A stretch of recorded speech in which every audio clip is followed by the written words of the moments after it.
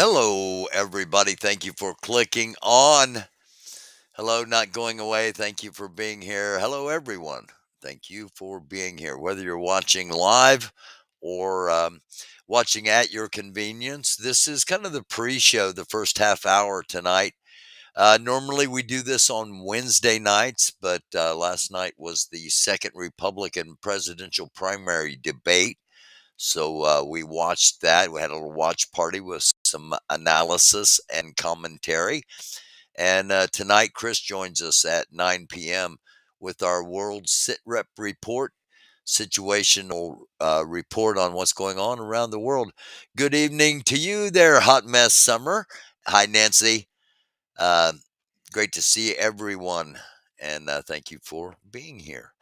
Without further ado, I got some stuff to talk about, and we're going to spend a little bit of time here um, on a variety of subjects. And we're going to start out with this OC the Great TV. Some of you watching may know who OC is. He's a prominent YouTuber in the black community. He was off for a while and then came back on and is back on. And I want to draw your attention to his episode from yesterday. Um, Russian $300 billion for African Americans, quote unquote, independence. And basically, I'm drawing your attention to this. If you want to watch, if you want to know more, go check out OC the Great. Um, Good subscription, good follow if you want to keep up on what's happening in the black community. If you have friends or family or you yourself are interested. So basically, what's going on is Russia is trying to get um, the American black community to basically go to Africa and kind of populate some land that Russia is in control of. And I'm just putting it out there as what we always do, just giving you something to think about. So this might generate some conversations. I'm sure it is in the black community, but Chris and I will be touching on this a little bit later on tonight as well. And speaking of Russia, speaking of Putin, um, Armenia, a former member of the Soviet Union, says they're going to arrest Putin if he sets foot in their country. And the conflict between Armenia and Azerbaijan, it's now affecting Russian President Vladimir Putin. And basically, it's kind of crazy because Azerbaijan has been. It seems like they're saying it's accidental, but they've been killing a lot of Russian um, UN peacekeepers in the region. Again, both Armenia and Azerbaijan are former members of the Soviet Union. Let me get over here to the map real quick, and I'll show you where everything's at. This is significant because of a couple of things. It puts pressure on Putin. These are both supposed to be allies of his, and now you've got Armenia, which is actually accepted training from the United States military, and that's just that doesn't play well in Putin land. So let me jump over here real quick to show you Azerbaijan right in the center and Armenia right beside it, Georgia. Again, all of these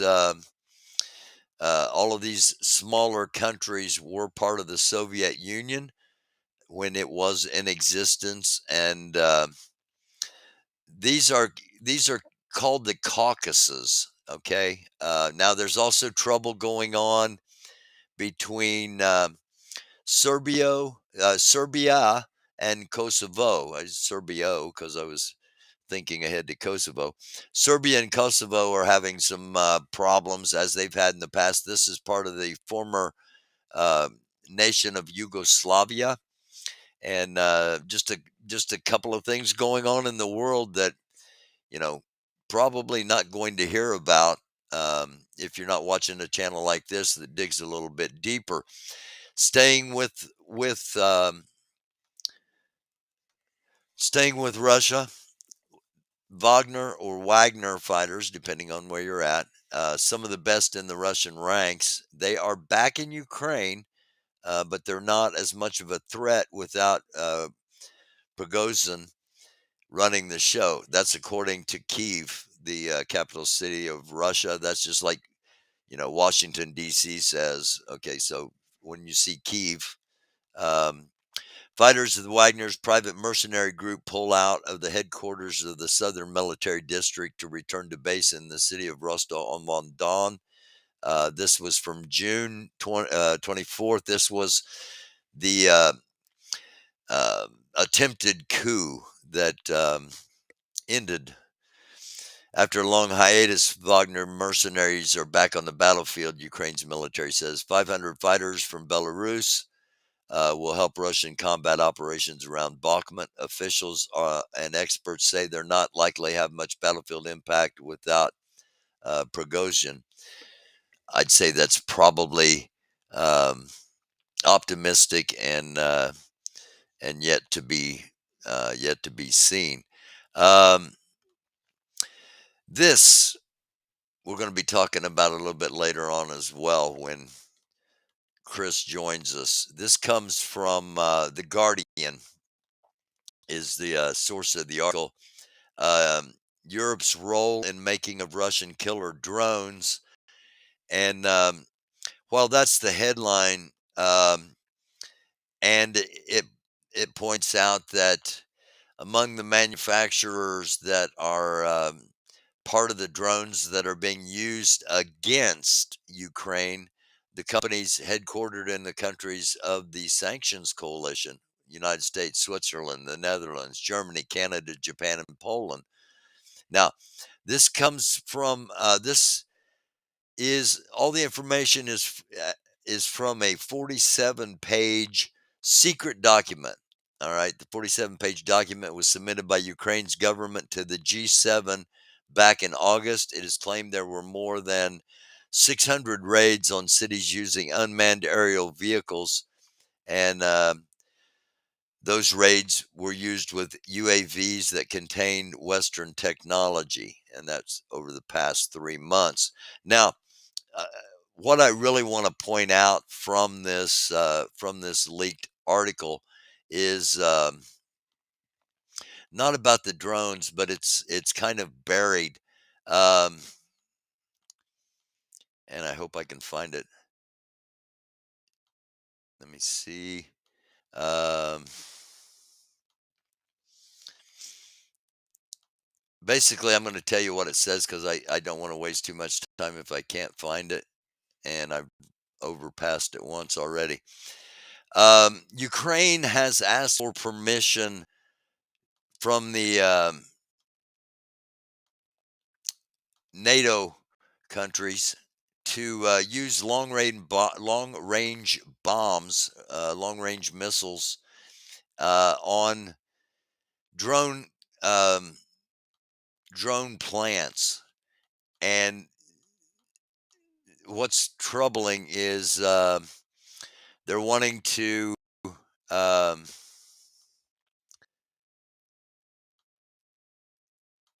they're wanting to use long range missiles not only deep inside of Russia, far from the front lines, but they're wanting to use long range missiles to attack Syria and to attack Iran, um, which I wish I'd have highlighted it when I had it in front of me.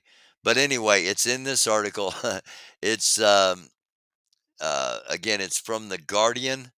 Um, Revealed Europe's role in the making of Russians' killer drones, and 47-page document that was presented to the G7.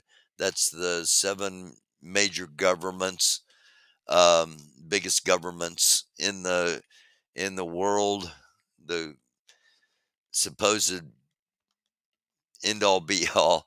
Um, so it doesn't appear that things are going to be cooling down. Um, I've heard talk that Russia's ready for peace, and I'm thinking the exact opposite of that. Russia's ready for They're going to have to do something uh, pretty large. And when Chris is on, we'll talk about why I believe that. Um, Putin creates a day of reunification of occupied Ukraine, and Russian president has signed a law establishing the 30th of September, which will be coming up here in 2 days, as the day of reunification of the four Ukrainian oblasts, Donetsk, Luhansk, Kherson, and Zaporizhia oblasts, with Russia. Um, it stated that September 30th will go down in the newest history. On September 30th, Putin signed the agreement on the ascension to Russia on the occupied territories, and he is creating a day to memorialize the fact that they basically illegally occupied um, for what we would call states in our country. Four of the states, which are known as oblasts, um, in 2014. So again, it's I just feel like something big is coming from Russia with especially with a lot of the propaganda that we've been getting. Um, and one more little thing about Putin before we get um, on to other things. This comes from Daily Express US. Putin goes rogue. Russia's angry and emotional leader ignores military chiefs on Ukraine. This came in just an hour ago.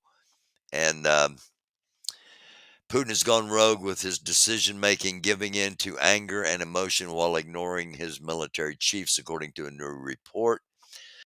Again, this just came out ago. I was feeling like something was going to be coming from Russia before this.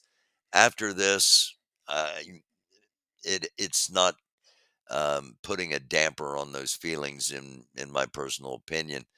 Um, Putin's gone rogue. The Rand Corporation Global Policy think tank claimed that the Russian leader is, quote, making key decisions largely on his own without substantial influence from the Russian general staff, end quote. Um, Western analysts have highlighted failings within Russia's military hierarchy, including a fear of passing bad news on the ground in Ukraine up the chain of command. Report added that Putin, quote, has narrowed the funnel of information that reaches him, end quote, by cutting off voices that might offer him contradictory advice. Sounds a lot like Hitler in the last days of World War II. In addition, Moscow's military leadership has been plagued by infighting and reshuffles, such as Wagner's aborted coup and the removal of General Sergei uh, Surkovin, or General Armageddon. He was the guy that was constantly wanting to use the bombs. So, what's going on with Putin? Um, he's under a lot of pressure.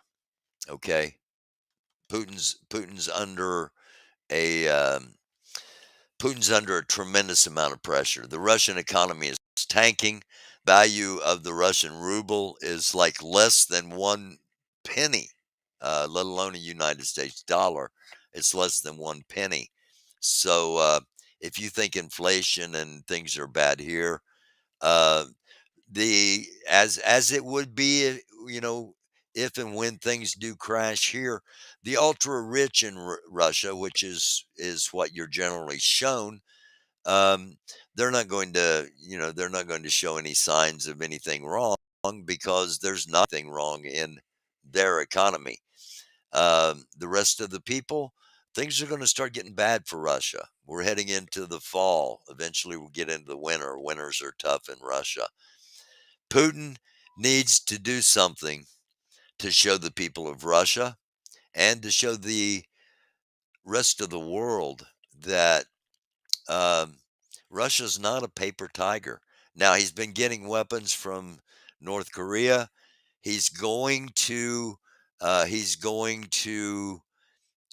China in at the end of the first week or the beginning of the second week of October. So he's going to China very soon.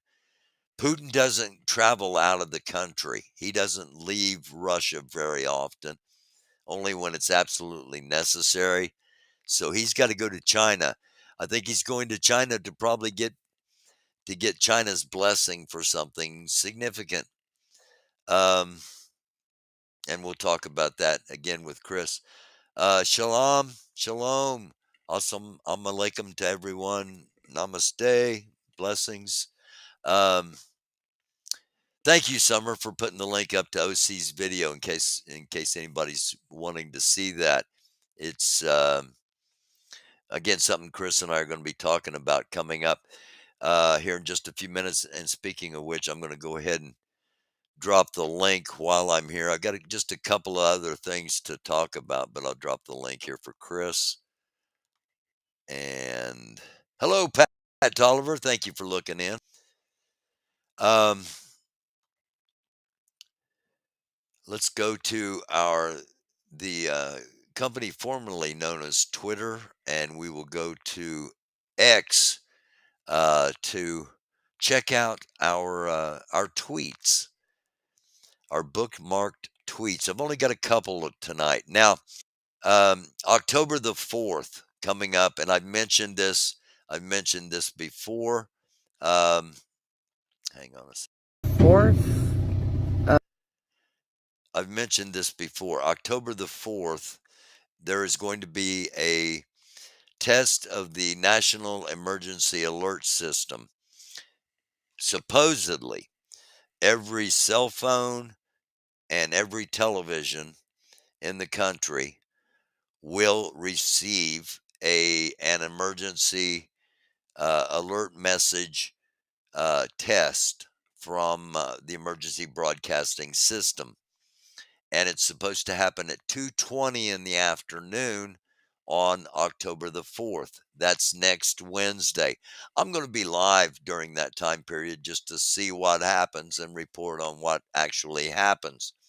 Uh, and by that I mean what happens if the messages get through, if there are any kind of glitches or anything like that, and what the message says, just basic reporting.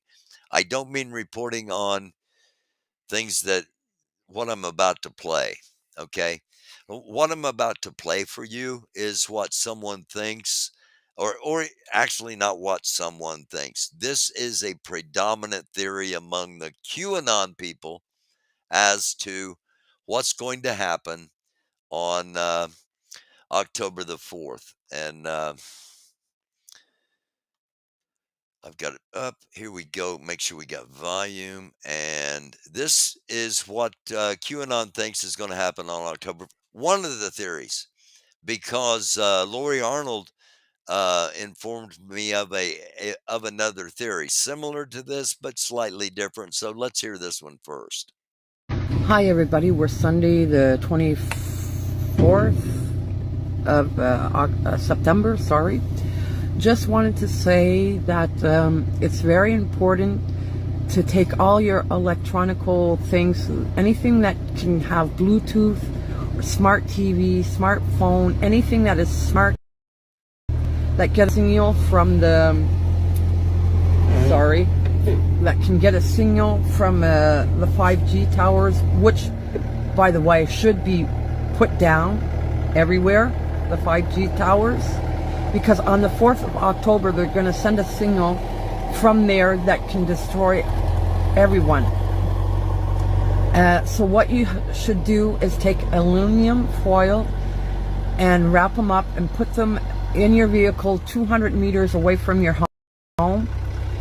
And also take a place in your house, a room in your house, and put aluminum foil 2-3 times layers in that place. Stay there from the 4th to the 5th of October.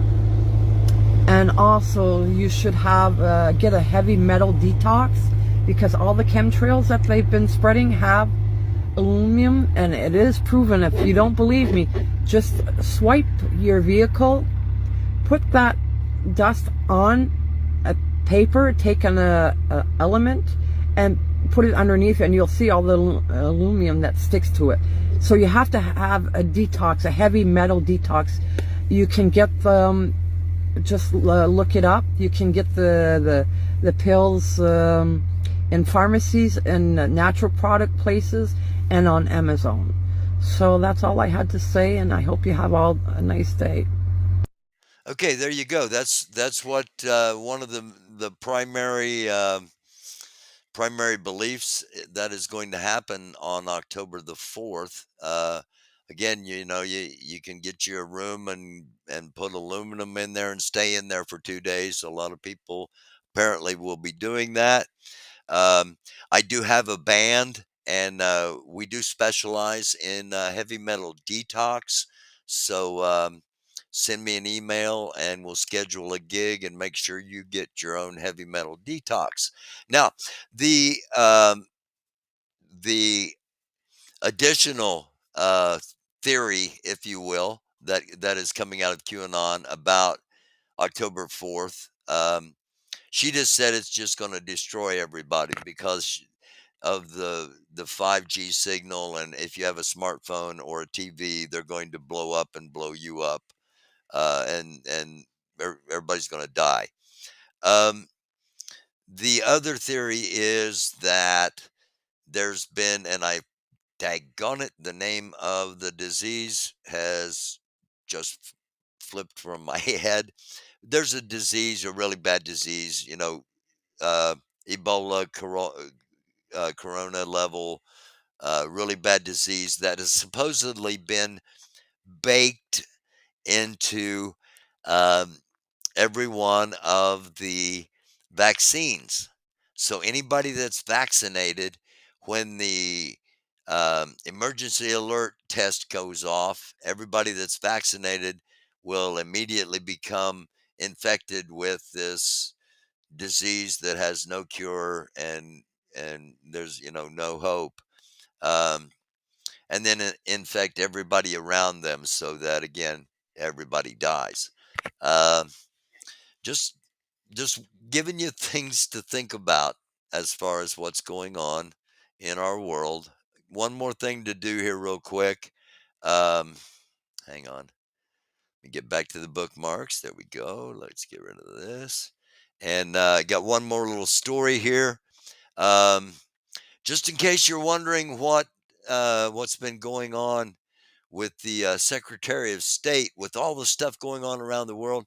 Well, he's been rehearsing for a musical performance.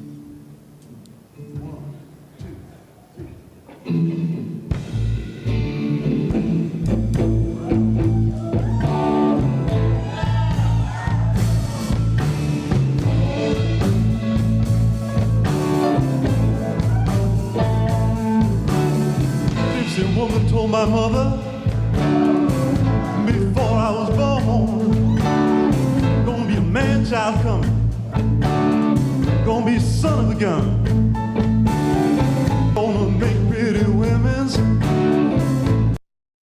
Okay, he's not bad, um, but that's not the point. All right, so there we go. That's what's going on. It's what's been going on. And again, just giving you some things to think about. And gonna bring up Chris. Hello, Chris. Barry, how are you today? I'm hanging in there. I'm hanging in there, Good, doing good. all right. Glad to hear that. Yeah. So, um, first of all, October 4th, we're going to have a test of the emergency alert system. Um,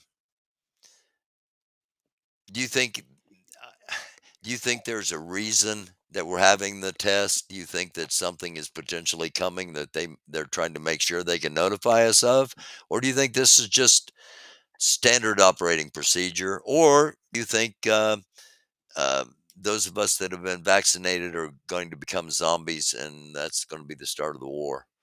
All right, so let's start. Excuse me. Let's start backwards. Okay. No, no one's gonna become a zombie, and no, that's not what's gonna happen. Yeah, that's Okay. ridiculous. That's All right. ridiculous. Uh, I totally agree. I just, I don't want to take it for granted. Want to make sure that, we comfort the people and the things that are stupid, we're not going to be talking about. right. So um, from there, I really think it's just going to be a standardized test just to make sure in case something does happen, all the glitches will be fixed, so if something really does happen, there won't be any issues. And that's normally, what the government tries to do, in cases like this. They want to fix all problems ahead of time so everyone knows, what exactly is going on. I agree. I think it's a legitimate thing that they want to make sure and try to get right because something could happen. Right, right. And if something does happen, they have to broadcast, Yeah. what's going on. Let the population know what's going on, and all this crazy stuff like, yeah, they're gonna blow us up. Like what? Who? Yeah, so don't have to wrap your phone in aluminum Yeah, like that's or your ridiculous. smart key or yourself. Yeah. Like that's All right. ridiculous. Let's talk some serious stuff. And of course, Yep. everything it's always about the money in Yep. some way, shape, or form. Sure enough. So let's start with the money that the United States is going to be given to Kenya to Yep. send peacekeepers, a term that we are all too familiar with, send peacekeepers into Haiti. All right. So they're giving them $100 million. Okay. And they're not even peacekeepers. This is what we call a train, advise, and assist mission. Okay. So It's what? what we call a train, advise, and assist. That's Train, exactly advise, and assist. Okay. right. This is exactly what this is. The same stuff I did in Afghanistan is exactly what the Kenyans going to be doing here. All right, they're going to train, advise, and assist the Haitian police on how to combat the gangs. That's what this is all about. All right. Okay. All So right. a lot of the operations are going to do, they're going to be joint operations. Um, but the whole thing about it is it's either going to be Kenyan led or it's going to be Haitian led, either or. Okay. Same what it was for us in Afghanistan. We had US And led operations and we had Afghan led operations. So and remember right, when it was U.S. led operations, everybody had everything they needed, and it was more likely to be successful. When it right. was Afghan led, you saw the corruption. Right, exactly. So the whole thing, since the United States is giving them the $100 million and you're giving the logistical support and operational support they need, all they really have to do is call the United States. Hey, look, we need this. We need this many tac vests, or we need this many helmets, or we need some more MRAPs, or anything related to that work. And the United States government's going to supply it to the Kenyans to give to the Haitians, and that's And pretty. Now that's how and it's going to work. and we're using Kenyan forces as a proxy opposed to sending American troops in. Right. Well, I think one that we're thin, you know, We're thin, on troops. But the other thing is, like I said, we've done this before, and it hasn't been successful. So it doesn't make a whole lot of sense for us to keep going back in there and doing it over and over again and coming out with goose eggs. You know. especially since Um, they don't want us.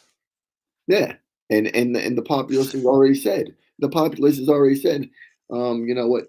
We really don't want this.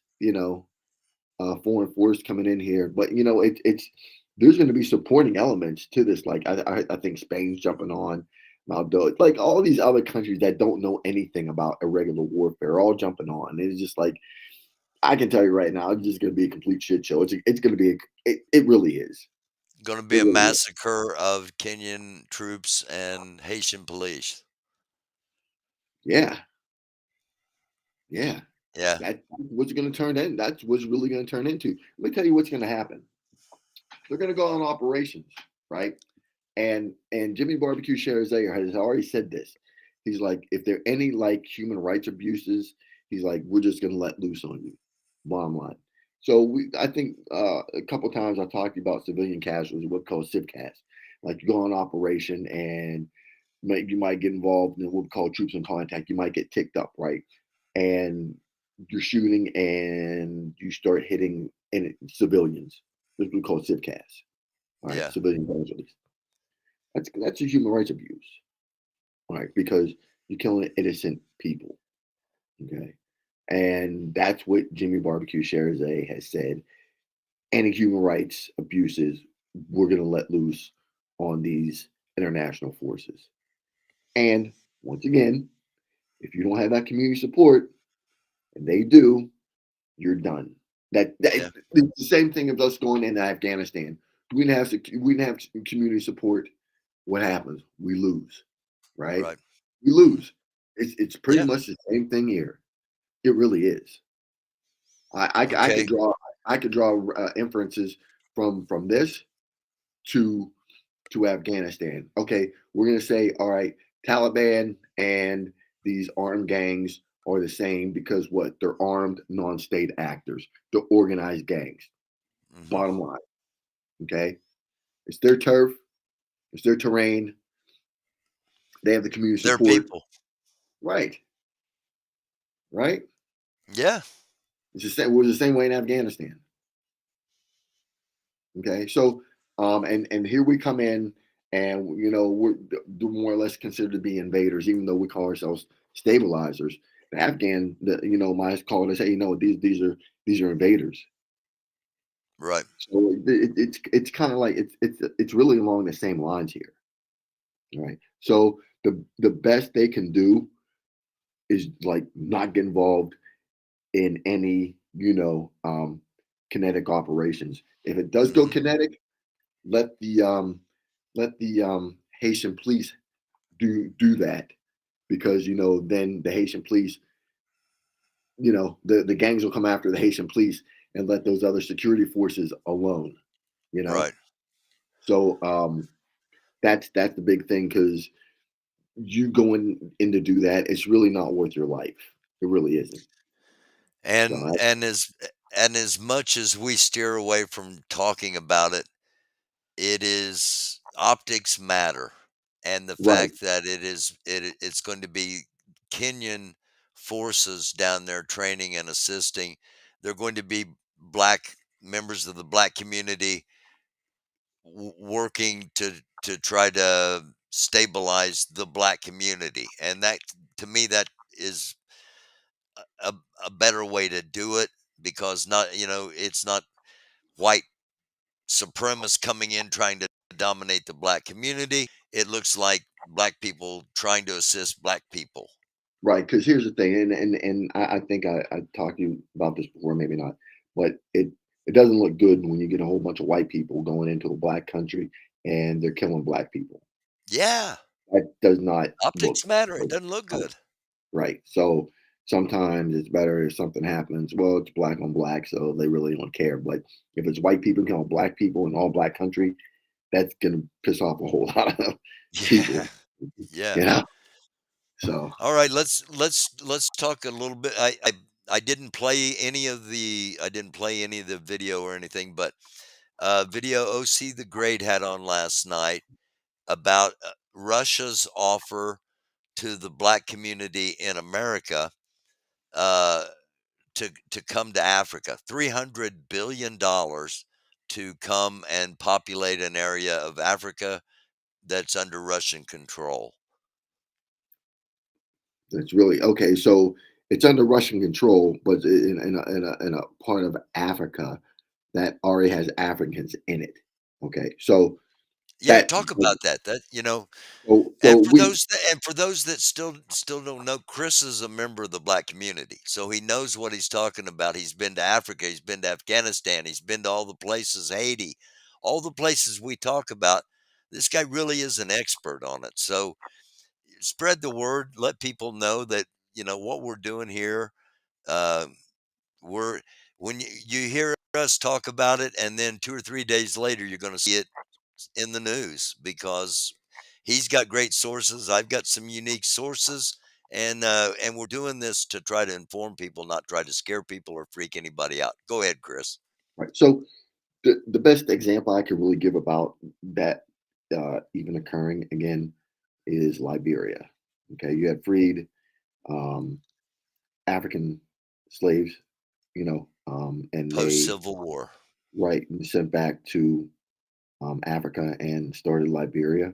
And of course, you had other Africans that were already there, and you had the African Americans coming back, setting up, and they thought they were better because they were in America, and now they're come back because all the things that they had done, they thought that they're gonna, you know, make the place better. But there's always resentment coming from those people that have been living there for such a Hmm. long time.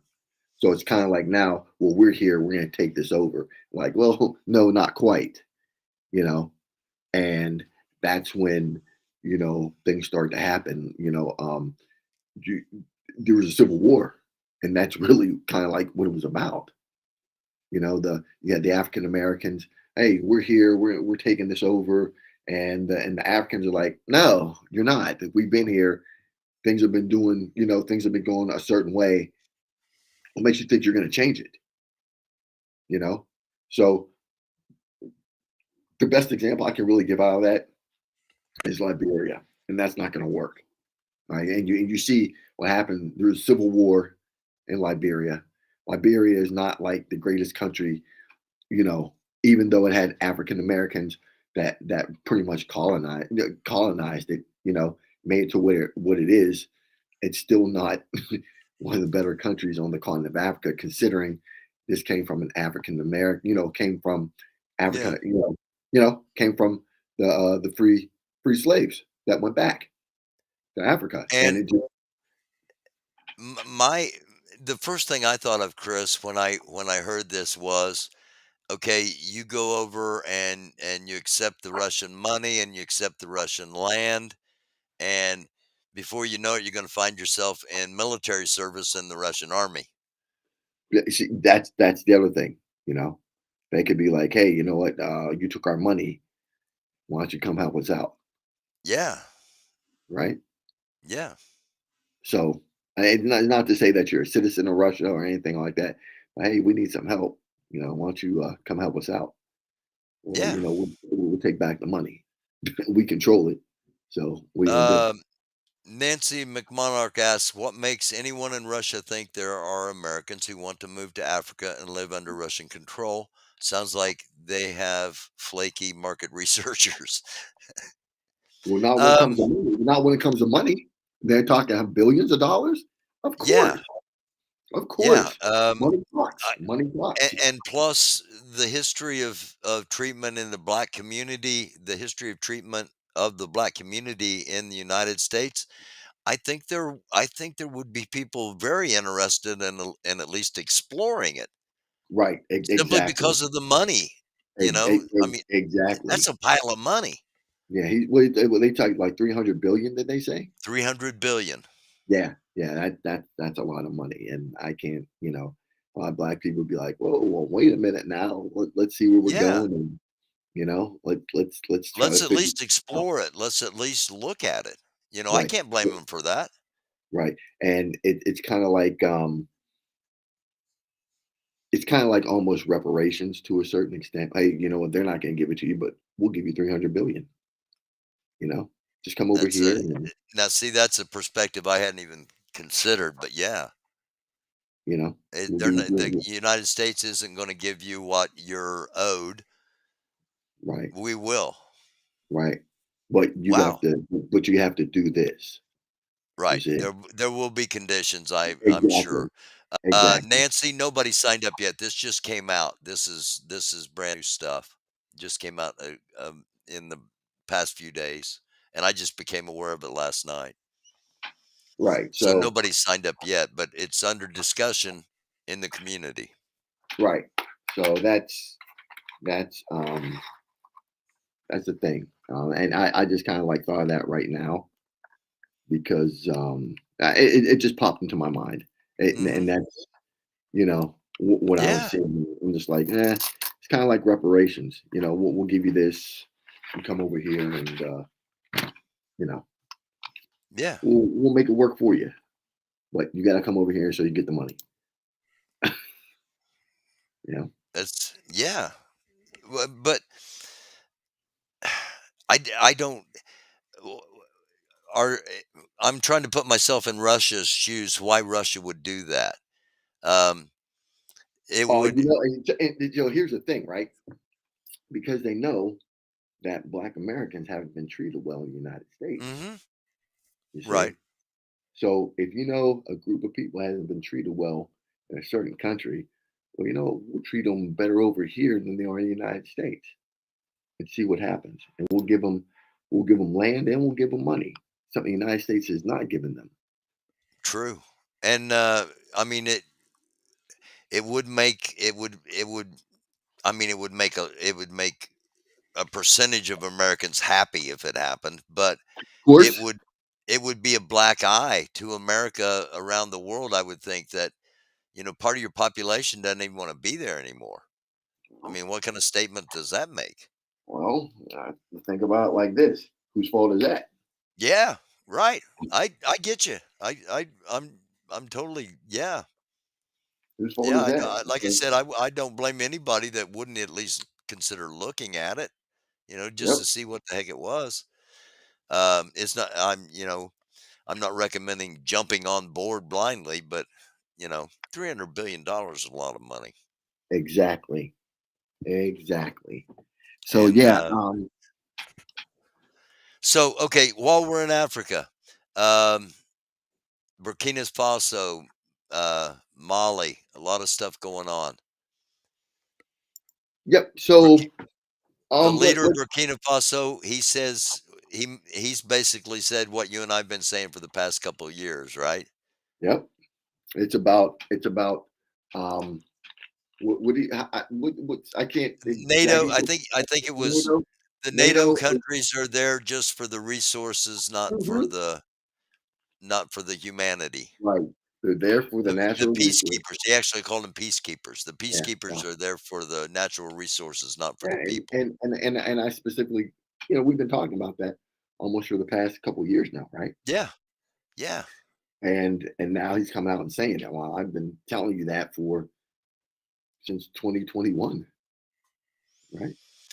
What do So, we know um, what do we know about do you know anything about what's going on the ground in Mali or Burkina Faso as I, far I, as I have the no French idea. primarily?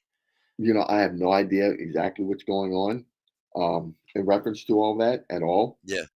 Mali, um, I haven't spoken to anyone over there lately. So I think I sent you something today that talked about the whole counterterrorism thing. Mhm. Um, and they said NATO is not there for what you think they're there for and Right, all this other stuff. And I was like, yeah, well, you're just catching on now. right. I like why are you slow to this? They've been doing this for some time, and what you're just catching on to now. And I said this back in 2019 when I was in Mali. When I was in Mali, and I told you this story about a gazillion times that in Kidal, that the French were up there um, mining for whatever natural resources they were, but yet at the same time that they're sitting up saying that this is a counterterrorism mission. Right. But it So was actually a mining mission.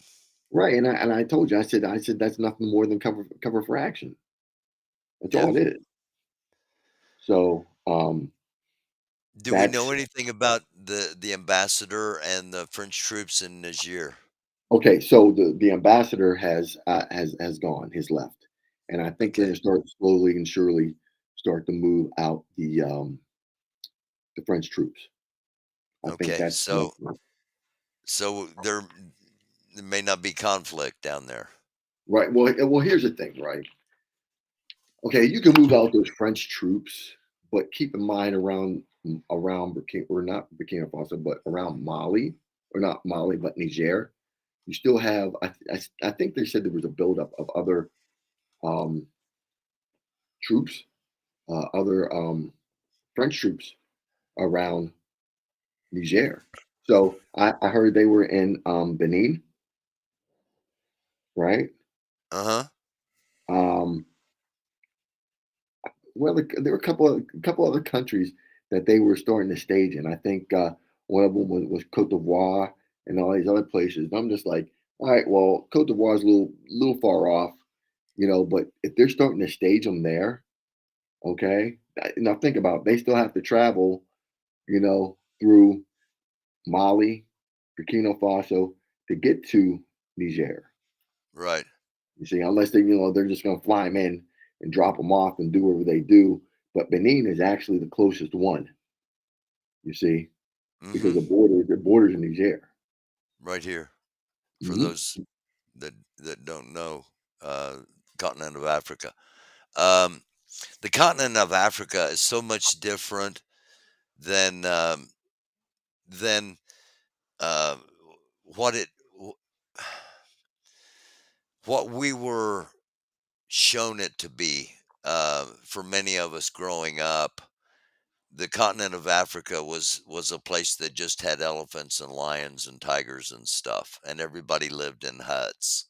Yeah. Um, Africa Well, today is not even close to that. yeah, here's the thing. They give you images of what they want you to see. Okay, and Okay, they give you images of what they want you to see because they're like, wow, I wouldn't want to live there. But meanwhile, you got a whole bunch of white people and a whole bunch of Chinese people that are living there on the continent of Africa, and they'll be the first ones to tell you, "Oh, don't come here, don't come here. It's not that great. This and that." Well, if it's not that great, why are you still why are there? you still there? You know, Yeah, because the truth is, it's a great place, and you don't want other black people coming to live there. You see, They or because other white people or other Chinese people. right. But here's the You don't thing: want you get other African Americans to come there, and they start to influence the Africans on, hey, you know what? This is what white people are really about. This is what they've done because yeah, a lot of Africans really aren't familiar with the transatlantic slave trade. Okay, really. yeah, they're really not familiar with it.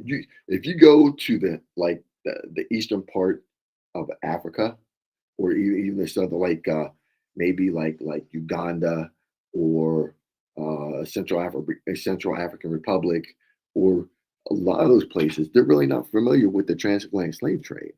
You know what's Wow. happening. So if you start talking to them about that, they'd be like, "What are you talking about?" That's um I don't know, that's just sounds crazy. Yeah, because To say. you have to remember the majority of the transatlantic slave trade really happened on the west coast of Africa. That's true. So So why would so the East Coast even know about it? right, and the thing about it, even like when I'm in on the continent of Africa, um, at least in Nigeria, like in Nigeria and Mali, they'll automatically, our facial features are somewhat similar. So like when I'm in like on the west coast of Africa, they'll think like, well, maybe he's half Nigerian or he's partially Malian or something like that. Right. But like when I remember um, I was flying um, from Nigeria to Ghana, and the airlines I was flying on was Rwanda Air, and the Rwandans don't look like West Africans, and they looked at me and they're like, "Okay, we know you're an African descendant, but like, where are you from?" You see what I'm saying? Mhm. I mean, the West Africans, they're like, "Yeah, okay, he looks like us, but he doesn't look like us." I could easily pass. Like, let me give you an example. All right, so why is it Mali? Um, I was sitting at this restaurant, and I remember the owner. They were outside smoking, having a good time, and they said something to me, and they said like, "This is your home. Your forefathers come from here. This is where you belong. This is your home." That's what they Wow. said, right? And even when I was in Nigeria, they said, "Your forefathers are from here. You know, this is where you're from." I remember one time this guy said, "Yeah, you may be either." He said, "You may be American." He's like, "But you're African. Believe it." So they know that in fact that I'm an African descendant. There's no ifs, ands, or buts about it. You see. Mhm. So they in Mali, I was very well accepted. In Ghana, I was accepted. Um, in Nigeria, I was very well accepted and received in Nigeria. So I was like, wow, it's it's letting you know where you come from. You see what I'm saying? Mhm. Even though you're not from there, you know. Your people are from there. Right. And they're, they like, well, you belong to this ethnic group right here. You look just like these people in this ethnic group right here. This is where you're from. And I heard that all through Nigeria, and I heard it all through Mali. So Chris, is my perception is that there are vastly overcrowded, overpopulated cities on every continent except Africa. Africa doesn't seem to have massive overpopulated cities. Is that a proper perspective? that all depends on what country you're talking about. Because Okay. if you're in Nigeria and you're in Lagos, it's ridiculous. Is it? There's just Okay. tons and Again, tons. we only see what they want us to see. Right. And in Lagos, it's ridiculous. There's just tons and tons of people. And there's Okay. traffic 10, 11, 12, 10, 11 o'clock at night. There's just traffic jams. I'm like, yo, it's 11 o'clock at night. Why is there traffic like this? It's ridiculous. You know? In Abuja, it's not so bad. When you go out to like other states, it's not so bad. But when you're in Lagos, Traffic is ridiculous. Okay. All right. When I was in Bamako, it wasn't so bad. I mean, there's still a lot of people, but not like it was in Nigeria. You have to understand, Nigeria is a heavily African populated country. I mean, there's almost like 200 million of them Hmm. in Nigeria. So um, that's the whole thing. But through even when I was in Ghana, when I was in Accra, um, it wasn't it wasn't like overly populated. But let me see where else. And even when I was in Ethiopia, it wasn't that bad. But Lagos, I was like, wow, there's just way too many people here for me. So, I like I said, I can only speak about my experiences in these different places and what I've seen. So, Nigeria has a lot of people, Okay. tons of All people. right. All right. Um, we've got once again. I'm just checking before we get off here. I'm just checking the latest messages here. Unusual nuclear warplane activities again, and NATO is going to give 2.4 billion euros worth of ammunition to Ukraine. Um, I don't think anything really surprising there. We've been having the doomsday planes up almost daily for well over a month, and I think it's just because we're on alert. Right, exactly. So, keep watching that, right? Because Absolutely. now they're starting to become the norm of Yeah, things, right? So just if that's going to be the norm from now, then just keep an eye on that and make sure from there are no anomalies to what's now becoming the norm. Any will the do. anomaly is really a change. Will do. Anything else before we get off for tonight? No, that's about it. That really is. Okay. All right. We'll be back. You'll be back next Wednesday, Next barring Wednesday. any unforeseen Right. circumstances. Cool. Not, All right. right. Thank you 2 for o'clock. coming on tonight and, letting us have the debate last night on here. So appreciate you making the time for us tonight.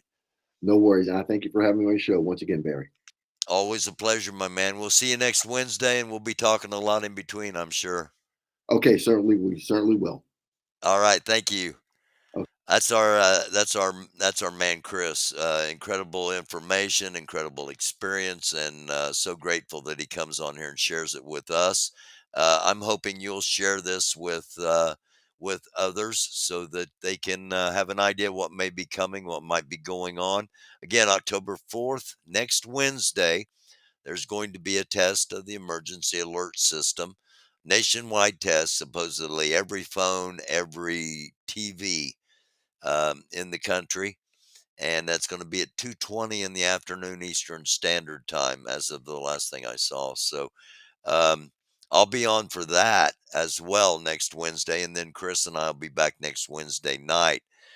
I'm not sure what the weekend's going to bring, so if you would hit the subscribe button, hit the notification, and I don't know if they're notifying or not anymore. Some people say I never get a notification when you're on, and I apologize for that, but it's out of my control. Um, but do hit the notification, and if you're a subscriber, then you're a member of the community. And the community posts, I generally give you a little heads up as to when we're coming on. I failed to do that today. My apologies. So um, we will be back very soon. Pat Tolliver, Nancy McMonarch, not going away. Thank you all for being here. Thank everybody for being here. Let me run up in the chat and see, make sure I didn't miss anybody. Um, Uh, True. Thank you for being here. 300 billion for African Americans. That's yep. That's what was put out. Um, Summer, thank you as always. I appreciate my mods. Summer's been a mod on the channel forever. So has not going away. Um, got a couple of secret mods and and then some some of the more internet famous mods. So I'm grateful for the mods I have, and I'm grateful for the people that come in to chat. And thank everybody that was here last night for the debate watch party. Thank everybody here tonight. And we will be back. I will be back one day this weekend. I'm not exactly sure when, depending on how things play out, but we will be back on coming up real soon. Thanks again for being here.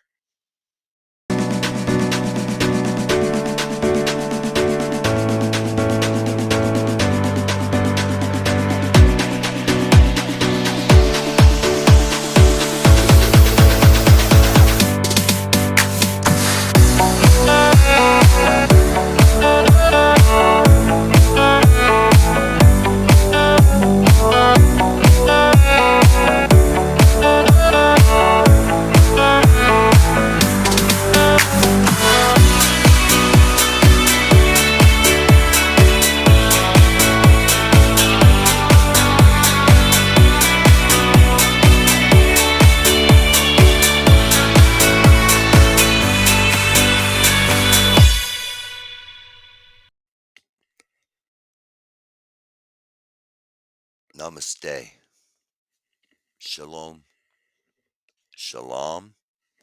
Assalamu alaikum. Peace be upon you. Live long and prosper. Love you all like chocolate chip cookies, and I mean that. Dark world, try to be a light. See you next time.